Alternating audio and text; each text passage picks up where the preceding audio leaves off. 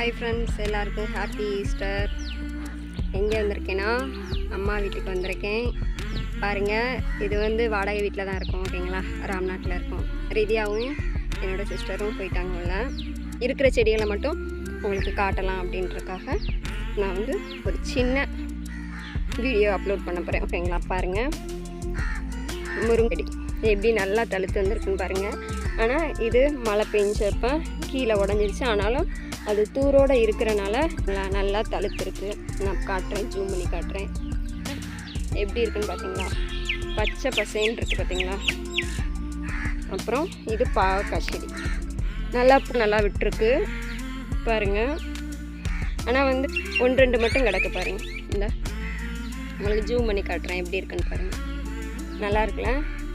ஆனால் இது இந்த செடிகளில் உள்ள பாவக்காய் வந்து வீட்டில் வந்து நம்ம காய்ச்சி நம்ம பறித்து சாப்பிட்ற டேஸ்ட்டே வேறங்க.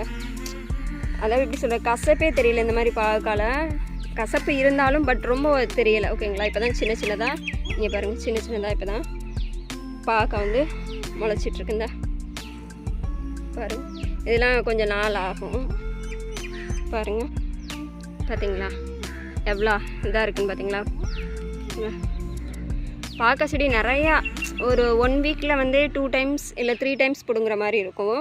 பாவக்காய் அவ்வளோ கொடுக்குங்க. இது ஃபுல்லாக போட்டு வச்சிடணும். கீரை எல்லாமே இதாகிருச்சு. கத்திரிக்காய் எல்லாமே. புடலங்காய் எப்படி இருக்குன்னு பார்த்தீங்களா. இங்கே இருங்க, இப்போ தான் உள்ளக்கெல்லாம் இருக்குது பார்ப்போம். இங்கே பாருங்கள், இந்த எவ்வளோ இருக்குன்னு பாருங்கள் சீஸ்லாம். நான் அங்கே ஊரில் வந்து இன்னமும் நான் தோட்டம் இன்னும் போடலைங்க. போட்ட பிறகு நான் உங்கள்கிட்ட காட்டுறேன். ஓகேங்களா, இங்கே அம்மா வீட்டுக்கு வந்திருக்கனால இந்த வீடியோஸை உங்களுக்கு அப்லோட் பண்ணலாமே அப்படின்னு தான் ஒரு ஐடியா தோணுச்சு. அதான் பாருங்கள், இந்த இங்கே 2 நல்லா தொங்குதா. உள்ளக்க ஒரு பெரிய காய் மாதிரி இருக்குது. ஆனால் வந்து பெருசாக இல்லை இருக்குங்களா. பார்க்கவே நல்லா இருக்குங்களே. இந்த இங்கே ஒன்று இருக்குது பாருங்கள். இந்த இது கொஞ்சம் இனி ஒரு 5 டேஸில் பிடிங்கிடலான்னு நினைக்கிறேன். பிங்க் கொய்யா செடி ஒரு செடியும் நல்லா பெருசாக இருக்குங்க. இங்கே பாருங்கள். அப்புறம் இது மிளகா செடி.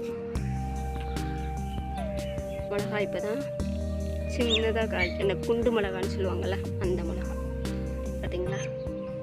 நல்லா இருக்குங்க. ஒரே ஒரு செடி தான் இருக்குது, அதில் இவ்வளோ கிடக்கு பாருங்கள். இங்கே இருங்க, பார்க்கவே நல்லா இருக்குல்ல. பார்த்தீங்களா. அப்புறம் கத்திரிக்காய் இப்போ தான் மொட்டு விட்டுருக்காங்க. வெண்டைக்கால பிடுங்கியாச்சு. என்ன கிடக்குங்களா, ஒரு 2 காய் ஒரே இடத்துல கிடக்கு. அவ்வளோதாங்க இது நம்ம தோட்டம்.